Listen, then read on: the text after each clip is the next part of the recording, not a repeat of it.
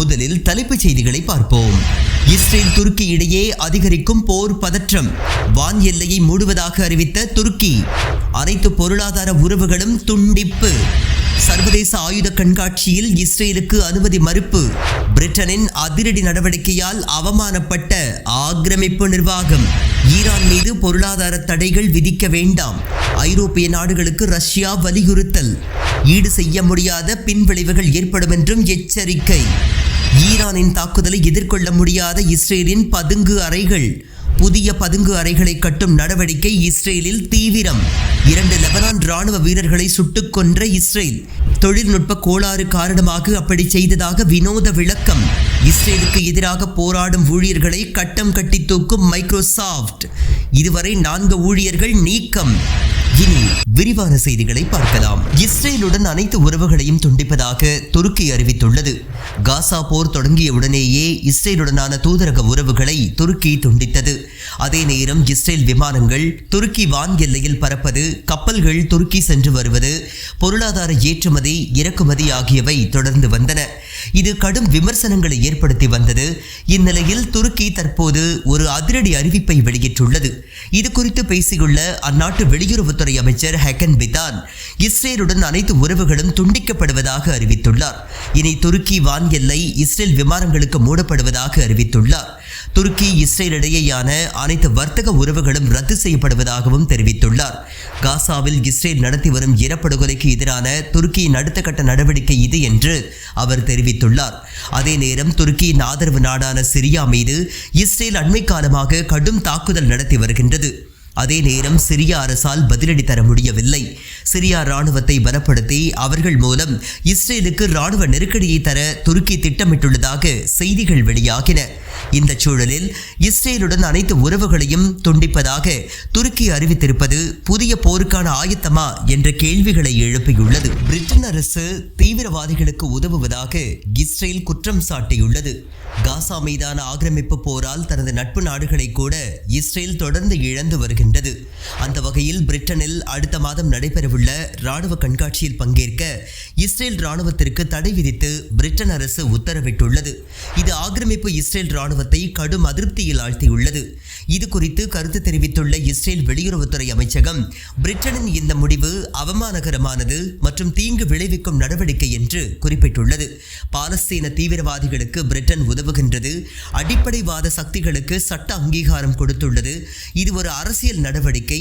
மேலும் இது தொழில்முறை ரீதியாகவும் முரணானது என்று ஆக்கிரமிப்பு நிர்வாகம் கதறியுள்ளது. எனவே இந்த கண்காட்சியில் பங்கேற்பது குறித்து தாங்களும் முறையிடப் போவதில்லை என ஆக்கிரமிப்பு ராணுவம் அறிவித்துள்ளது.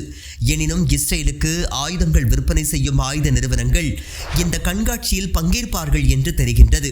பிரான்சில் நடைபெறும் ஆயுத கண்காட்சியில் இஸ்ரேல் ஆயுத நிறுவனங்களுக்கும் தடை விதித்திருப்பது குறிப்பிடத்தக்கது.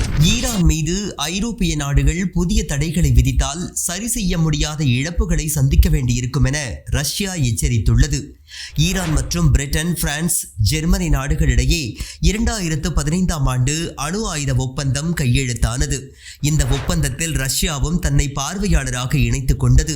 தற்போது ஈரான் அணு ஆயுத தயாரிப்பில் ஈடுபட்டு வருவதாக அமெரிக்கா மற்றும் இஸ்ரேல் குற்றம் சாட்டி வரும் நிலையில் ஈரானுடன் தாங்கள் போட்ட அணு ஆயுத ஒப்பந்தத்தை ரத்து செய்ய உள்ளதாக பிரான்ஸ், பிரிட்டன், ஜெர்மனி நாடுகள் அறிவித்துள்ளன. இதற்காக ஈரானுக்கு 30 நாட்கள் அந்த நாடுகள் கெடு விதித்துள்ளன.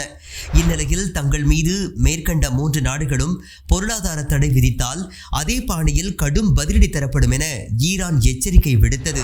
மேலும் அணு ஆயுத பரவல் ஒப்பந்தத்தில் இருந்து வெளியேறி விடுவோம் என்று அமெரிக்காவையும் எச்சரித்து வருகின்றது. இந்நிலையில் இந்த விவகாரம் குறித்து கருத்து தெரிவித்துள்ள ஐநா பாதுகாப்பு கவுன்சிலின் நிரந்தர உறுப்பு நாடான ரஷ்யா, ஈரான் மீது தடைகள் விதிக்கப்பட்டால் மேற்கண்ட 3 நாடுகளும் சரி செய்ய முடியாத பிரச்சனைகளை சந்திக்க நேரிடும் என ரஷ்யா எச்சரித்துள்ளது. எனவே அந்த தவறான நடவடிக்கை பற்றி ஆலோசிக்க வேண்டாம் என்றும் ரஷ்ய வெளியுறவுத்துறை அமைச்சகம் கூறியுள்ளது. ரஷ்யா, ஈரானிடையே ஏற்கனவே நெருங்கிய நட்புணர்வு உள்ள நிலையில் உக்ரைன் போருக்கு பிறகு அது மேலும் வலிமை அடைந்தது குறிப்பிடத்தக்கது. ஈரானின் தாக்குதலில் இஸ்ரேலில் ஏராளமான பதுங்கு அறைகள் அழிந்ததால் புதிய பதுங்கு அறைகள் கடினமான பொருட்கள் மூலம் கட்டப்பட்டு வருவதாக செய்திகள் வெளியாகியுள்ளன. ஈராக்கிலிருந்து இஸ்ரேலை நோக்கி ஸ்கட் ஏவுகணைகளை சதாம் ஹுசேன் வீசியிருந்தார். இதற்காக அப்போதிலிருந்தே ஒவ்வொரு வீடுகளுக்குள்ளும் பதுங்கு அறைகள் கட்டாயம் இருக்க வேண்டும் என்று உத்தரவு பிறப்பிக்கப்பட்டது. இந்நிலையில் ஈரானுடனான 12 நாட்கள் போரின் போது பதுங்கு அறைகள் பல அழிக்கப்பட்டன.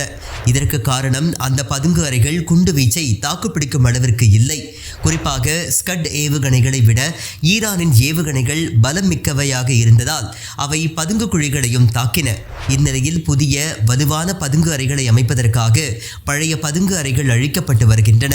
மேலும் ஈரானின் சில தாக்குதல்களின் போது அபாய எச்சரிக்கை சைரன் துண்டிக்கப்பட்டு ஒலி எழுப்பப்படவில்லை. இதுவும் பெரும் பீதியை ஏற்படுத்தியது. ஏவுகணைகள் எந்தவித எச்சரிக்கையையும் விடுக்கப்படாமலேயே இலக்குகளில் விழுந்தன. இந்நிலையில் அவற்றையும் சரி செய்யும் நடவடிக்கைகளில் இஸ்ரேல் ஈடுபட்டு வருவதாக செய்திகள் வெளியாகியுள்ளன. இஸ்ரேலுக்கு ஆதரவாக இருந்து வரும் லெபனான் ராணுவத்தையே ஆக்கிரமிப்பு படைகள் தாக்கி 2 வீரர்களை கொன்றுள்ளனர். பித்து பிடித்த குரங்கு போல செயல்பட்டு வரும் இஸ்ரேலிய ஆக்கிரமிப்பு படைகள் ஒரு பக்கம் காசா, மற்றொரு பக்கம் ஈரான், லெபனான், ஏமன் என பல நாடுகள் மீதும் தாக்குதல் தொடுத்து வருகின்றன.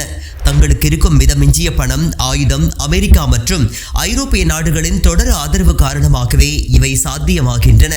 லெபனான் மீது நாள்தோறும் தாக்குதல் நடத்தி வரும் ஆக்கிரமிப்பு படைகள் பொதுமக்களை தொடர்ந்து கொன்று வருகின்றன. இந்த நிலையில் லெபனான் ராணுவ வீரர்கள் 2 ஆக்கிரமிப்பு படைகள் கொன்றுள்ளன. இது அந்நாட்டு தலைவர்களுக்கு கடும் அதிர்ச்சியை ஏற்படுத்தியுள்ளது. காரணம், ஹிஸ்புல்லா அமைப்பு ஆயுதங்களை கீழே போட வேண்டும் என்று லெபனான் தலைவர்கள் கூறி வருகின்றனர். ஆனால் இதற்கு ஹிஸ்புல்லா மறுப்பு தெரிவித்துள்ளது. லெபனான் ராணுவத்தால் ஹிஸ்புல்லாவிடமிருந்து ஆயுதங்களை பறிக்க முடியாத சூழல் உள்ளது. இந்நிலையில் கேட்பாரின்றியுள்ள லெபனான் ராணுவத்தை தாக்கி தங்களது வீரத்தை காட்டியுள்ளது ஆக்கிரமிப்பு படை. இதற்கு கடும் எதிர்ப்பு எழுந்த நிலையில் தொழில்நுட்ப கோளாறு காரணமாக இந்த தாக்குதல் நடத்தப்பட்டு விட்டதாக சர்வசாதாரணமாக கூறியுள்ளன ஆக்கிரமிப்பு படைகள். கோடிக்கணக்கான ரூபாய் சம்பளம் தரும் மைக்ரோசாஃப்ட் நிறுவன பணியை காசா மக்களுக்காக அதன் ஊழியர்கள் 4 பேர் தூக்கி எறிந்துள்ளனர். இஸ்ரேலின் ஆக்கிரமிப்பு இராணுவத்திற்கு தேவையான தொழில்நுட்பங்களை மைக்ரோசாஃப்ட் வழங்கி வருவதாக தொடர்ந்து அதன் ஊழியர்கள் குற்றம் சாட்டி வருகின்றனர். இந்த நிலையில் அமெரிக்காவின் நியூயார்க்கில் உள்ள அதன் தலைமை அலுவலகத்திற்கு வெளியே முகாம் அமைத்து போராட்டமும் நடைபெற்றது. நோ அஷ்யூர் ஃபார் அபார்தைட் என்ற முழக்கத்துடன் நடைபெற்ற இந்த போராட்டத்தில் மைக்ரோசாஃப்டின் அஷ்யூர் எனப்படும் கிளவுட் தளம் இஸ்ரேல் இராணுவத்திற்கு தேவையான தொழில்நுட்ப உதவிகளை வழங்கி வருவதாக அவர்கள் கூறியுள்ளனர். இந்நிலையில் அவர்களது கோரிக்கைகளை பரிசீலிக்காத மைக்ரோசாஃப்ட் அவர்களை நீக்கும் நடவடிக்கைகளை தொடங்கியது. உலகின் அதிக சம்பளம் வழங்கும் நிறுவனங்களில் ஒன்றான மைக்ரோசாஃப்டில் வருடத்திற்கு பல கோடி சம்பளம் வாங்கும் ஊழியர்கள் அந்த வேலைகளை தக்க வைக்க போராடும் சூழலில் காசா மக்களுக்காக 4 ஊழியர்கள் தங்களது வேலையையே இழந்துள்ளனர். மைக்ரோசாஃப்ட் நிறுவனம் தங்களை வேலையிலிருந்து நீக்கினாலும் பரவாயில்லை என்ற முடிவோடுதான் அந்த 4 ஊழியர்களும் போராட்டத்தில் ஈடுபட்டனர். அனா ஹேட்டில், ரிக்கி ஃபமேலி, நிஸ்ரின் ஜாராதத், ஜூலியஸ் ஷான் ஆகிய 4 பேர்தான் அந்த ஊழியர்கள். மீண்டும் தலைப்புச் செய்திகள். இஸ்ரேல் துருக்கி இடையே அதிகரிக்கும் போர் பதற்றம். வான் எல்லையை மூடுவதாக அறிவித்த துருக்கி. அனைத்து பொருளாதார உறவுகளும் துண்டிப்பு. சர்வதேச ஆயுத கண்காட்சியில் இஸ்ரேலுக்கு அனுமதி மறுப்பு. பிரிட்டனின் அதிரடி நடவடிக்கையால் அவமானப்பட்ட ஆக்கிரமிப்பு நிர்வாகம். ஈரான் மீது பொருளாதார தடைகள் விதிக்க வேண்டாம். ஐரோப்பிய நாடுகளுக்கு ரஷ்யா வலியுறுத்தல்.